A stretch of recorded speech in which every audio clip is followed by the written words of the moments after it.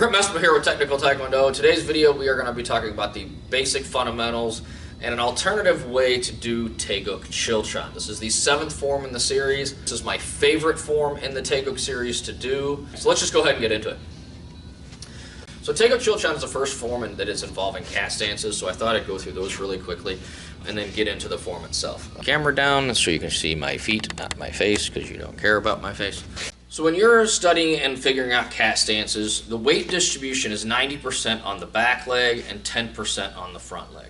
Now, if I'm just standing here, this is more of a T stance because I haven't sat into it yet. I need to shift my weight to the back leg, bending both knees. The weight of the front leg is basically just the leg itself. This makes this very, very light, where I can easily pop up lead leg kicks. It's a very uncomfortable stance. It's worse than back stance. Back stance, you have 70% of the weight on the back leg. Cat stance is 90.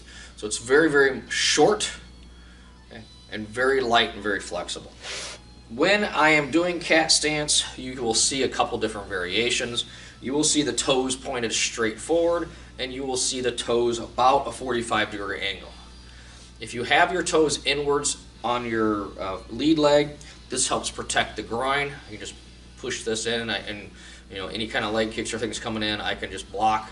Also, it makes checking kicks really easy, but turning that lead foot in is one option of cat stance. You will also see where toes are straight forward, but the main part is that back leg is got a sharp bend to it.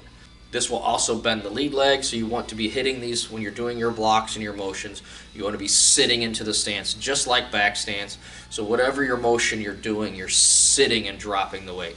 The shift or the turn is simply pivot on the ball of the foot, heel down as you shift the weight and pick up the other leg. So that's the turning motion on that.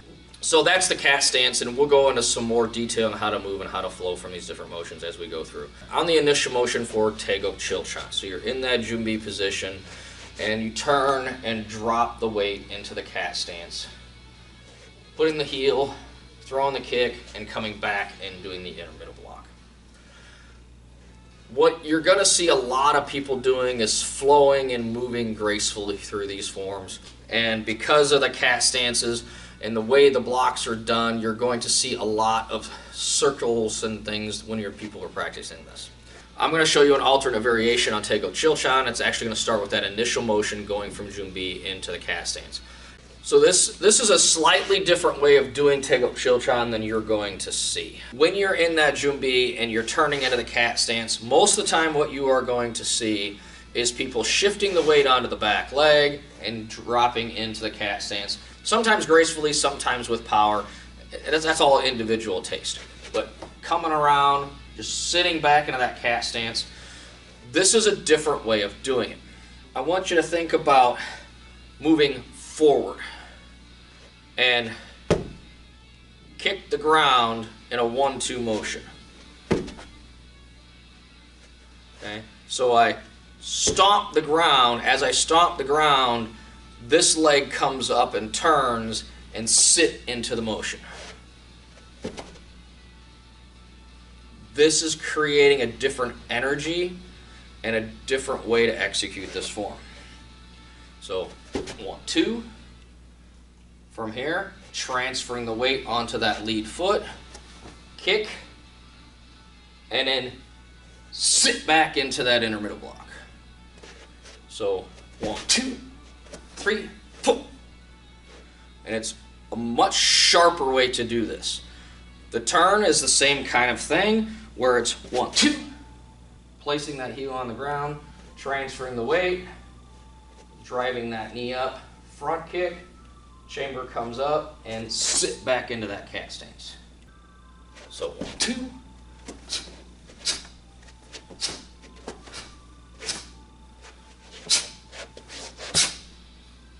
So when you're going from the cat stance, coming forward into the twin knife hand blocks, again, you're sliding. You don't have to touch, but you want to slide feet together so that you can launch your back stance forward. Back foot slides up as the chamber comes through. Twin knife hand middle chamber, hands are here. Twin knife hand low, we're basically going from a higher chamber coming downwards to a low. If you do twin knife hand high, it's going from actual low to high. You won't see that in the Taegyuks, but that's the chamber for it. So again, I slide that back foot up, lifting the hands and dropping down and launching or pressing that lead foot out, and then snap that heel.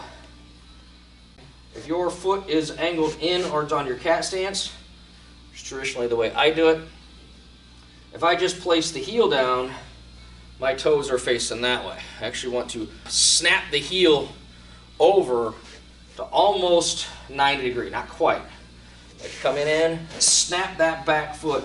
So as I press this out, this back heel snaps and I get my weight over that back foot. So again, from the cat stance, 1, 2, and snapping that weight forward. Okay. Same thing when I step, I leave my toes forward on my base foot. Okay, where you can see that. I'm going to leave my toes forward on the base foot as I step. Right at the last second, I snap that heel and sit into that stance as I come for that twin knife hand low block. So again, 1, 2, and driving that forward. From here, coming feet together, reaching out. This is kind of that Wing Chun motion where you're coming hands together this way. It is an augmented palm block. Again, I don't need to bring it from way to the outside. About a 45 here.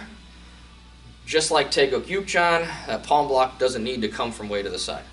So from here, I'm going to reach out with my lead hand. My back hand is going to come up, basically straight from my hip, and pressing and coming in a circular motion this way.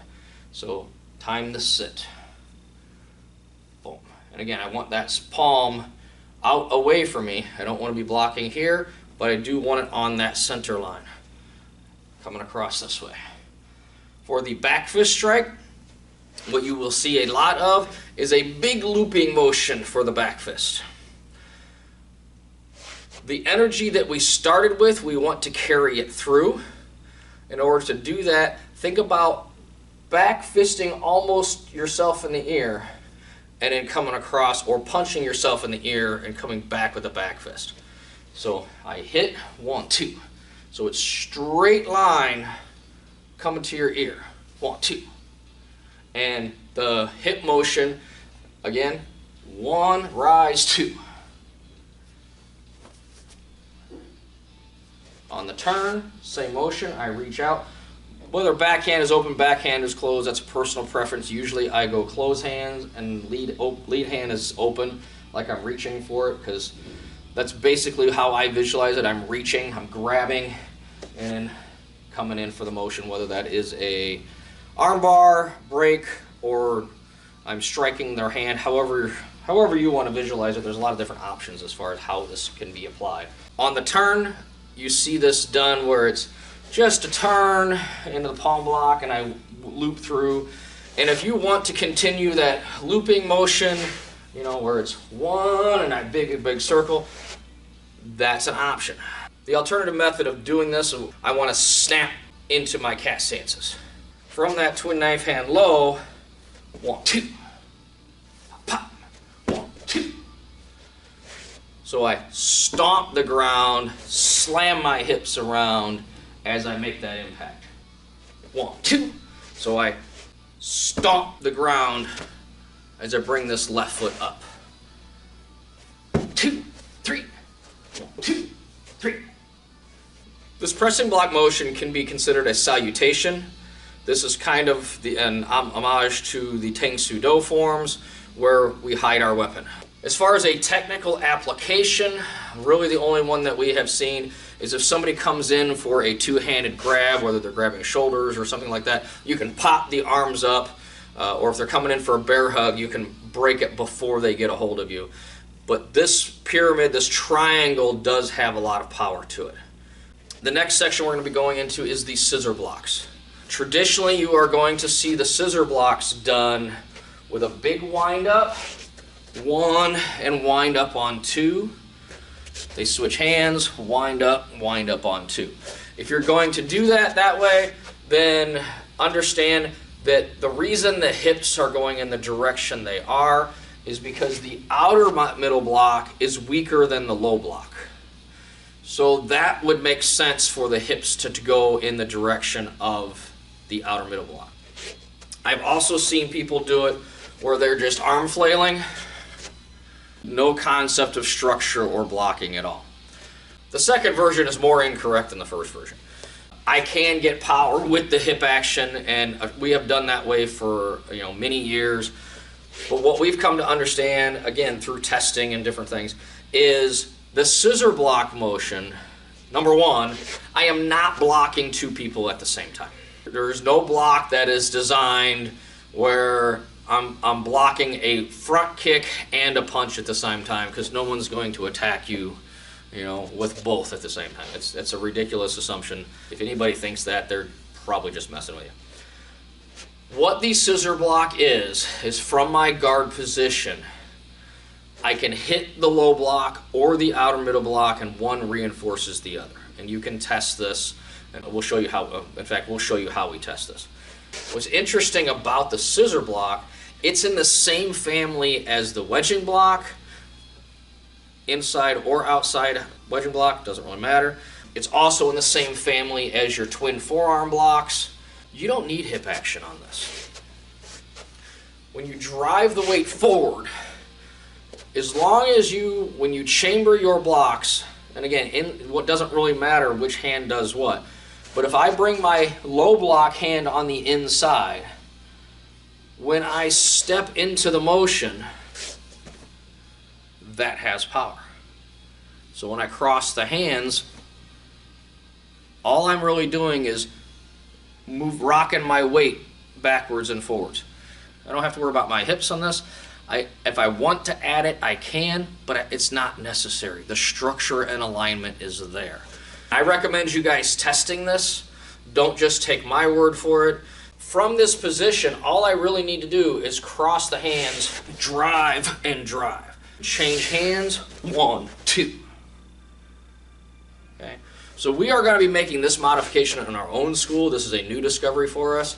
The twisting of the hips, it's easier to teach and understand the motion. So maybe you want to teach it that way, and then as they get more advanced, teach them an alternate way to do it. That might be the way. That might be the path that we're going to follow. We'll have to discuss it and figure it out. On the turn for the scissor block, just like other forms that we have done, you're going to do an about face, coming forward, and then continuing moving, traveling forward into that front stance. And there's, you're going to execute your wedging block. So let's go through that sequence. So the wedging block, again, same family as the scissor blocks.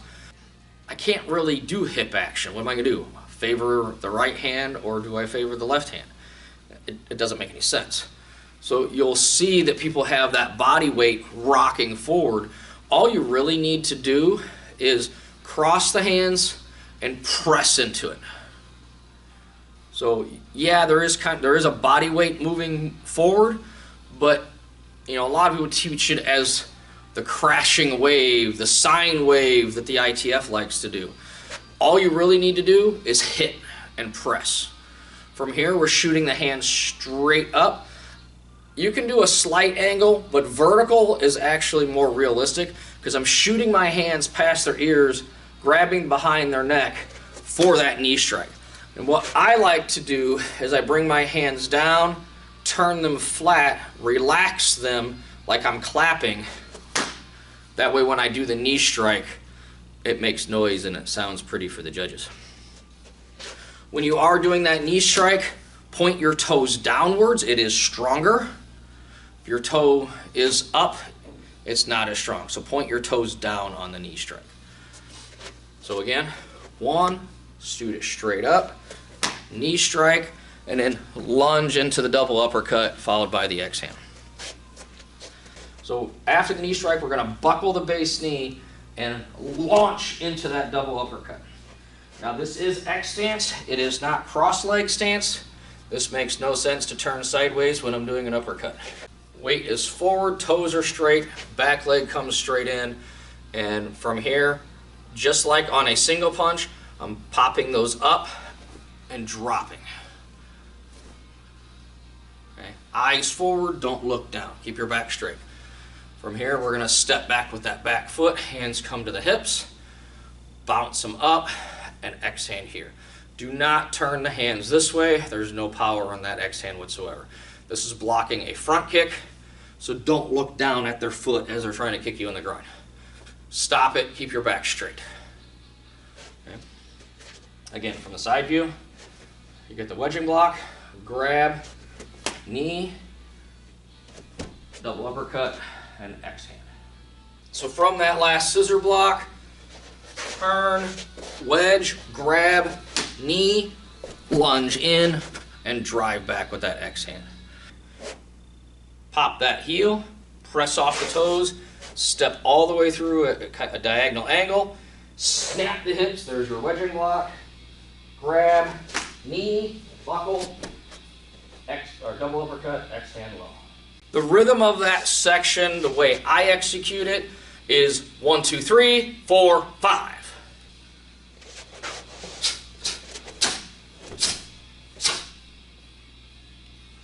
That's how I execute it. Again, that's artistic, license. You can play with it however you want. When you do the X-hand low block, it has power and structure no matter what hand's on top.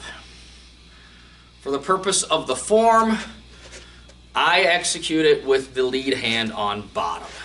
And that is because of the back fist strike that follows, not because of any other structural reason. So on that left side, I do that knee strike. I come in for here. When I do that second X hand, I want my left hand on the bottom. That way, when I step up to chamber for the horizontal back fist, my hand is already on the outside. It's ready to go. If my hand's on top, I'm not going to have the same power or alignment coming in for that back fist. So if I set it up where my lead hand is on the bottom on my X hands, so sliding into the T stance, pressing off that toe, and then making a circle. You can almost do this similar to Taegyuk Chil Jahn with that hammer fist strike. I don't really even need the back hand. Okay? Just basically coming from here, lifting up and coming across. It's still going to bang with some power. If I want to add another 20%, I pull that negative hand back at the same time. So when I'm executing this, we're here on that X hand. I look to the left, pressing off that lead foot, coming straight where my toe is in line with my heel. Weight is still on the back foot. And drop that heel down into that T stance. A lot of times you see Taegyuk Chil Jahn executed is very graceful motions, big flashy kicks. And again, I want you guys to see the modification of this and more hard style versus the soft style that has influenced Taegyuk Chil Jahn. See a lot of people mixing in these big, smooth circular motions in with the hard style, the elbow strikes and the back fist. And that's fine. Again, artistic license. I'm giving you a different license, a different way to do it. So from that X hand, open the hand up after impact. So make sure it is not a backhand slap. You see that on occasion too. I want to execute my crescent kicks as snap crescent kicks. So I'm going to bring my knee up about a 45 and whip my hip through and immediately drop into that elbow strike. So I hit, open, smack, and immediately go into the elbow strike. There's some timing involved in this. After repetition, you're going to do this more at the same time. So you're going to roll your hand to the outside as you point your toes. So I'm going from a horse stance to basically a long back stance. This is a transition, obviously. So I roll this to the outside. I drive that back foot up, and as soon as I get to the right position where my foot is under my hip, I fire that back fist. So everything syncs together. So here, one. When done fast, it's all done together. But it's actually, in slow motion, would be one with the toes and the hands roll to the outside and coming forward on impact. Okay? Again, strike, open.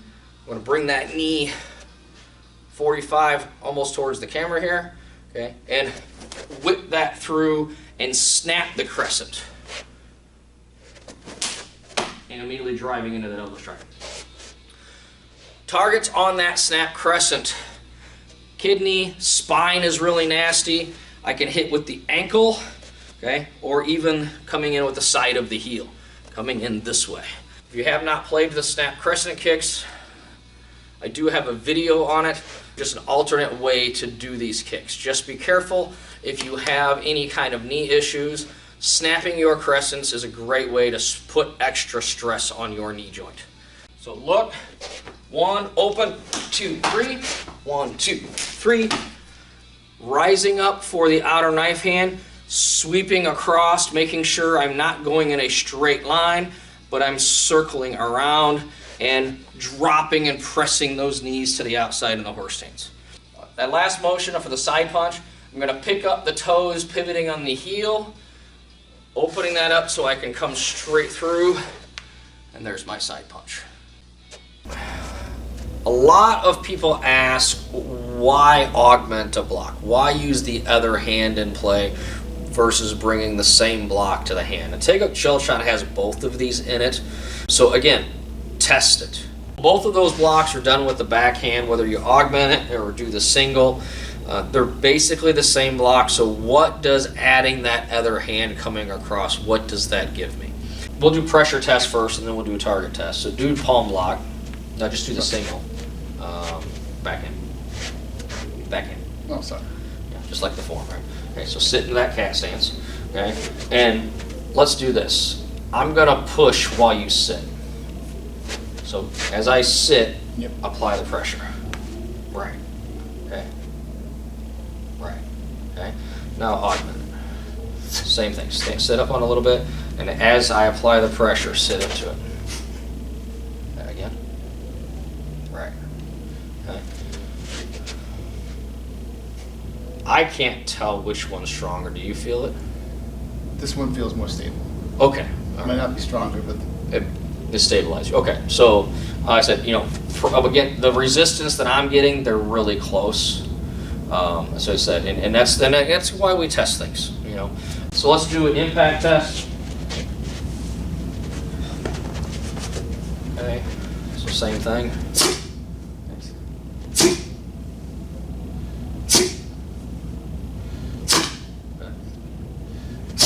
Again. Good. Now try the single.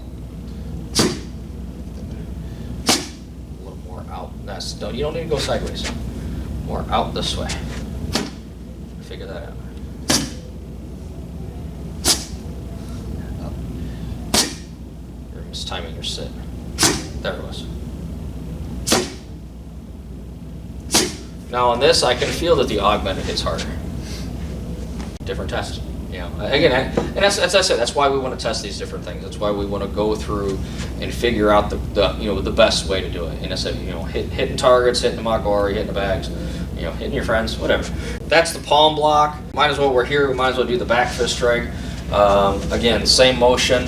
You want to time that sit as you come into it. Okay. We usually do this with the palm because, you know, we like hurting ourselves. Okay. Yep, that's it. Yeah, you got it. Okay. And I know from other tests that just the single knife hand, like you do from Ojan, which is done obviously the testing the same way, this one does hit a lot harder. Because on Ojan, we've tested this when we're doing it in X stance. What's interesting though is which one's going to hit harder, cat stance or X stance? I bet the end of Ojan it's harder because you're jumping into it. Because you're jumping into it. But if you were just to drop into X stance, try it. Okay. Drop down into it. Ow. Okay. Now do the augmented one from Chil Jahn. Okay. You have to do the palm block first. Other hand, Joe. Okay. It's reverse. Yeah. They're close. I mean, weight distribution of X stance is it 90-10? It is. Yeah. Yeah, so both stances are 90-10. It's just a different way of getting there. So yeah, it hits about the same hardness. So, interesting. I've never actually tested that before, so you know, what I know. Next one let's look at is the twin knife hand low. Again, making sure that the palm is facing towards you. A little bit higher on the chamber for the twin knife hand low than the twin knife hand middle. You're coming here to here and out on the twin knife hand middle. Twin knife hand low, hands are a little higher, dropping down. Backhand is just under the belt, protecting the groin. And this is basically, it's not a low block. You're actually turning where you're almost hitting with the backhand. Not quite. It's a sharp 45-degree angle. That's a little too much. Okay, and we'll find out why in a minute. If your fingertips had lasers on them, they would intersect, okay, about, I think it's about 6 inches in front of your lead fingertips. So this backhand should be pointing to here. Okay, I don't know why it's that way, but that's the way it is. And remember to spread your chest. Okay, so again, I'm going to be applying pressure in. Okay, a little bit bigger on your back stance. Sink into it a little bit more. Stick it on this side. There it is. Okay. Drop and spread. Yes. Okay. Again, basically you're testing it the same way as you would a low block. This is Junbi position in some Tang Sudo forms. Hide your weapon. You've heard that before. Mm-hmm. This is kind of a salute to that, but this does have structure and alignment. If someone you do like a grab or something like that, you could pop their attack up. So if someone's doing a bear hug, you could press this up. Kind of the same idea as when we do that self-defense where we seat belt down. It's just inverted. It's up instead of down. Next one we get into is the scissor blocks. Scissor block is in the same family as the wedging blocks are. There's not a lot of hip action that's necessary on this. And traditionally, we throw it with the hip action, but as we've recently discovered, that's not really necessary. Step out and do your scissor block, Joe. Okay. So again, when we test this, okay, that one more up that way. There it is. Okay. You can test them both at the same time, even though you really only need to test one at a time. Okay. That one has structure. That one has structure. Press that knee out. That's what you missed. There it is. Okay. Yeah, you got to press that knee to the outside. That really lines, especially see on the low block, not as critical. But because this is across the body, that has to be countered with that. Otherwise, it doesn't work. So what I want to test is the difference in power between the hip action and just coming out. Twist and do the hip action. I'm going to come for the outer middle block here. Okay. Yeah, not outer middle block. Throw the low block. There you go. Again. Okay. Now, just do chamber from here, okay, and come out with that outer middle block, low block. Yeah, because this is your that's your outer middle block. Okay. Low block has to come from the inside. Outer middle block comes from the outside. That hits just as hard. And you're not doing any hip action. Huh? It was just a bunch. That's why I have the pad on. Okay? But yeah, it's hitting just as hard without the hip action. So Weird. And I know, it shouldn't be. But your body weight is moving forward, everything's locking in. You get that muscles and the bones lined up, and it works. When we do the X-hand low, the basic way to test this is to bring your hand, basically like a ridge hand or a hammer fist, up through here. Now, if you turn the wrist this way, it falls apart really fast. How comfortable is that, Joe? Not at all. Okay, so the fist must be turned this way for this to even think about working. I just want to point that out. I said when you actually bring it up with the ribs and drive down, and time it, do that as well. But again, the main test is just to make sure that you understand why the fists are this way and not turned that way. The last one I want to do is the back fist strike from here after the first elbow, where you slide that back foot up. Okay. And kind of what I want to point out here is why do we slide that back foot up on impact. So let's just do the first one. Just go to T stance. Okay, cross the hands up. Okay, striking hands on the outside. Okay, and hit. Okay, Stay in your T stance. We're not dropping. Okay. Good. Okay. So get into your horse stance. Do your elbow strike. So on this, you want to roll that right hand to the outside. Okay. So you roll at the same time you point your toes, and then you're going to slide that back foot up and impact.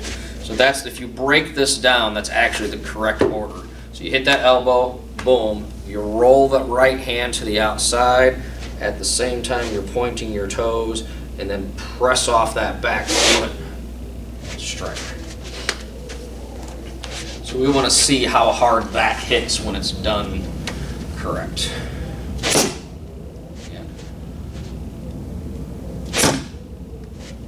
Turn your shoulders just a little bit more. There you go. Breathe. Good. Okay. Yeah, that's hitting quite a bit harder. When you're going through these different motions, go through, test the different blocks and strikes out. Figure out what hits hardest. You know, how can I get maximum power? Part of studying forms is studying the movements to learn how to get maximum power. If you maximize your efficiency, you maximize your power with an intense focus and study of forms and the individual movements that goes along with it, then when you actually need to use it, it's there. So that's about sums it up for Taegyuk Chil Jahn. I hope you guys got a little bit more information on this, on the details of it. Again, it's just an alternative way to execute this form as far as popping the hips and moving. It's done a little bit quicker with more force and less flowy movements. So I hope you guys enjoyed the video. Again, if you guys like what we're doing, please hit that subscribe button. And until next time, God bless and keep on kicking.